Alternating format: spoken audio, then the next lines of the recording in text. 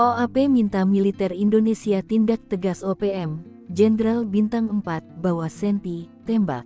Orang asli Papua tidak menginginkan pilkada terganggu ulah OPM.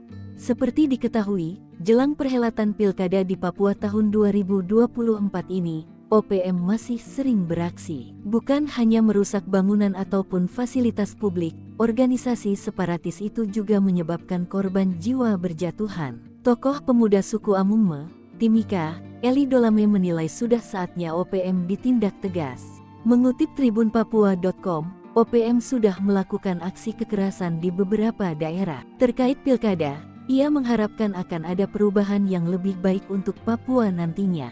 Maka dari itu, ia menginginkan pilkada berjalan dengan lancar tanpa gangguan. Seperti di Paniai, itu kan akhir-akhir ini sering OPM berulah.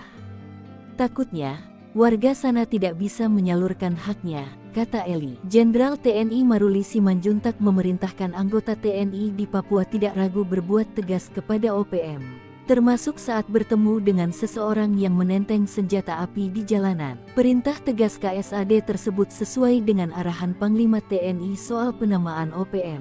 Menurut Maruli, penyebutan OPM tentunya bukan sekedar penamaan saja, tetapi juga mengacu pada strategi. Kalau dianggap OPM bersenjata, berbahaya, maka kami akan mengambil tindakan, katanya.